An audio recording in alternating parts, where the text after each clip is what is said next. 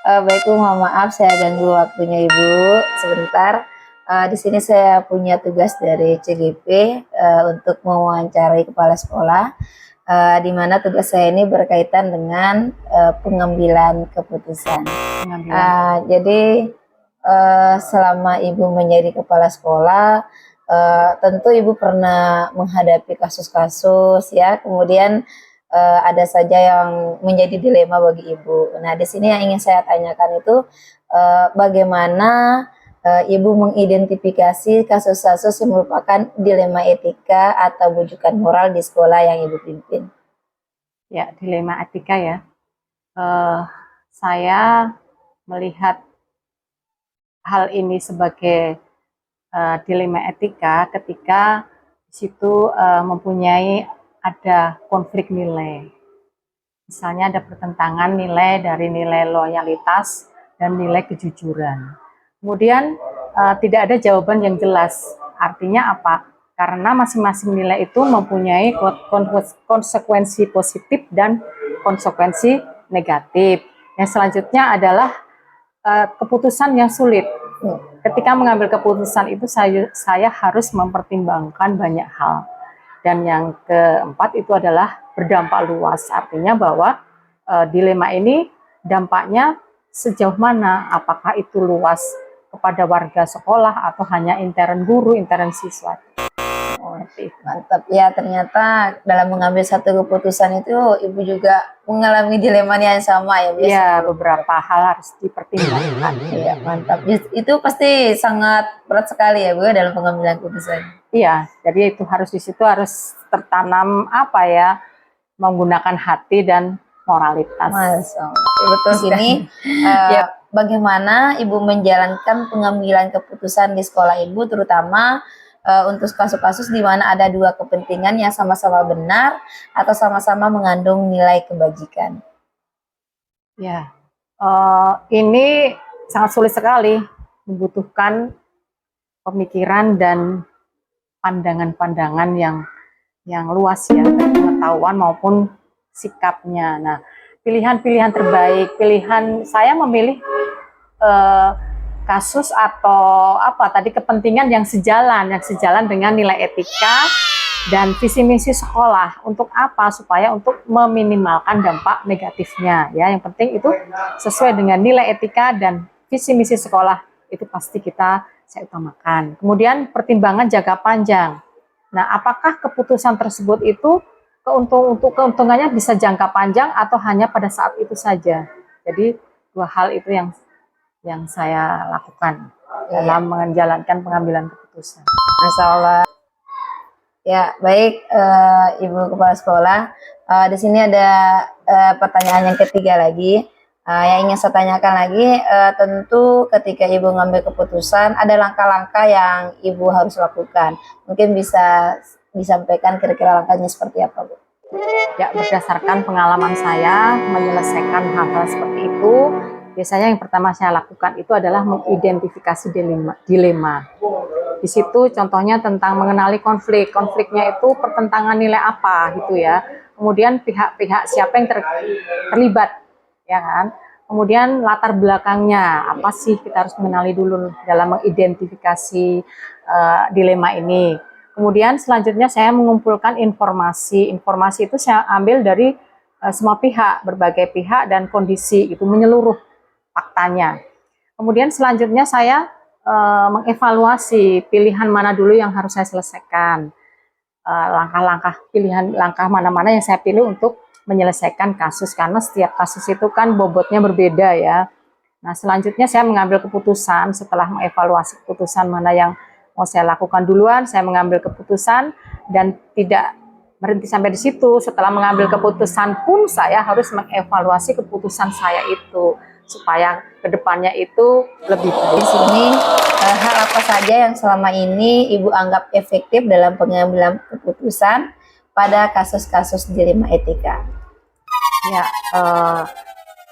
banyak hal yang mempermudah saya di sekolah ini ya untuk menyelesaikan setiap kasus. Karena apa? Karena di sekolah ini kami, Bapak Ibu guru, siswa itu sudah membiasakan budaya positif, budaya etis. Jadi di situ dimana dalam budaya etis itu ada pendidikan nilai-nilai apa saja yang harus kita utamakan agar tercapai kebersamaan. Kemudian yang selanjutnya itu contoh yang baik teladan, itu selalu saya sampaikan bahwa guru itu adalah keteladanan. Sehingga saya mempertimbangkan itu. Selanjutnya adalah diskusi terbuka, karena kita para guru itu biasanya sudah biasa ya memberikan mentoring, coaching, jadi kita terbuka.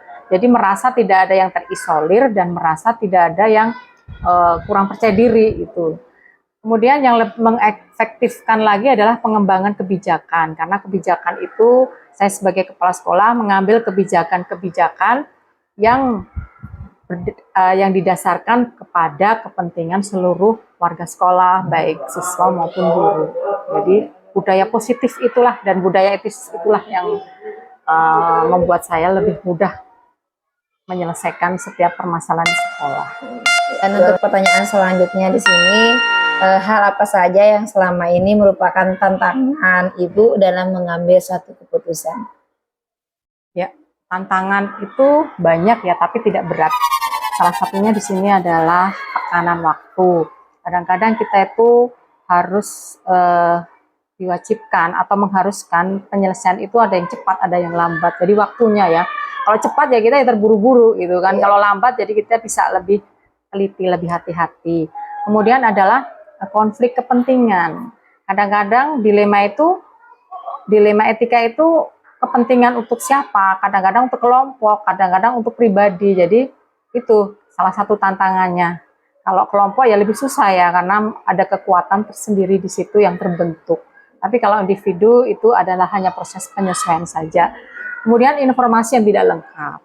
Informasi yang tidak lengkap itu juga menjadi tantangan. Kadang-kadang keterbukaan atau kejujuran, kadang ada yang masih memihak yang satu dengan yang lain, itu yang menjadi kendala. Kemudian selanjutnya itu emosi, karena emosi itu bisa mengaburkan masalah ya. Ketika kita menggunakan emosi, masalah itu menjadi kabur dan melebar, mengembang. Itu saja yang menjadi tantangan buat saya. Baik Ibu, untuk pertanyaan selanjutnya, apakah Ibu sendiri memiliki sebuah tata kala atau jadwal tertentu mungkin Bu untuk menyelesaikan kasus dilema etika? Apakah Anda langsung menyelesaikan di tempat atau mungkin memiliki sebuah jadwal untuk menyelesaikan? Kalau bisa mungkin bentuk seperti apa sih yang Ibu jalankan?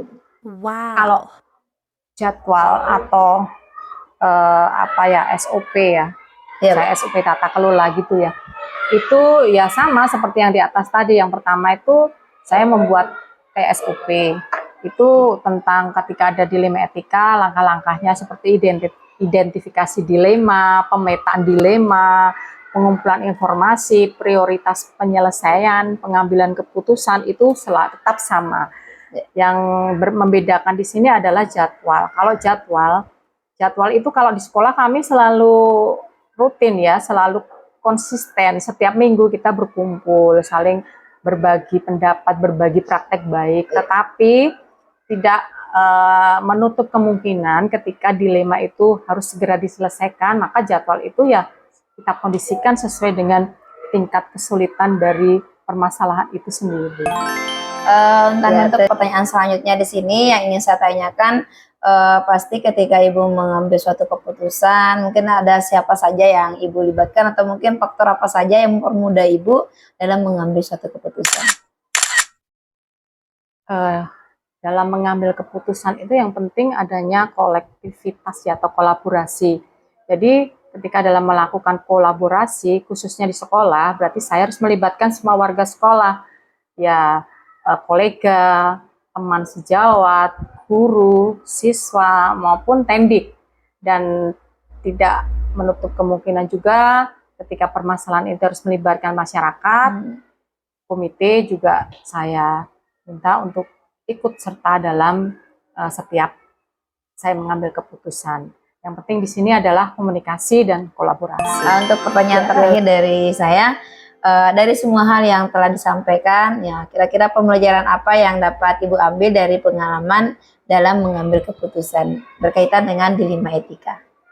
Banyak sekali ya, dilema etika itu memberikan kita itu, yang pertama itu, yang sangat penting itu adalah pertumbuhan pribadi. Jadi pemahaman saya terhadap diri saya sendiri, pemahaman saya tentang bagaimana empati saya kepada teman, kepada sekolah, kepada masyarakat, kemudian juga menambah kemampuan saya dalam berpikir kritis, bernalar kritis. Selanjutnya yang kedua adalah penguatan organisasi, karena kan kita selalu berkolaborasi ya, sehingga meningkatkan nilai-nilai kebersamaan, komunikasi semakin efektif, kemudian budaya positif, budaya etis itu semakin kuat dan semakin bertambah. Masya Allah, luar Ya, biasa. selanjutnya satu lagi itu adalah pemahaman yang lebih luas bagi saya maupun bagi guru. Ya. Pemahaman luas seperti apa? Bahwa pentingnya etika, kompleksitas masalah, dan pengambilan keputusan secara kolektif. Itu yang membuat kita itu pengetahuannya semakin luas.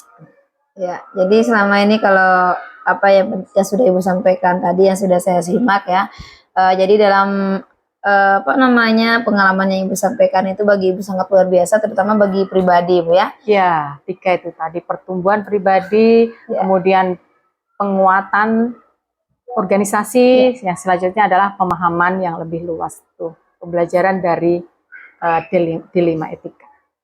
Ya baik, terima kasih Bu atas berkenannya untuk menjawab pertanyaan dari saya selaku CGP Angkatan 11.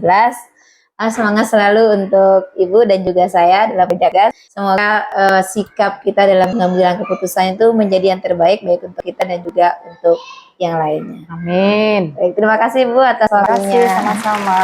Ya.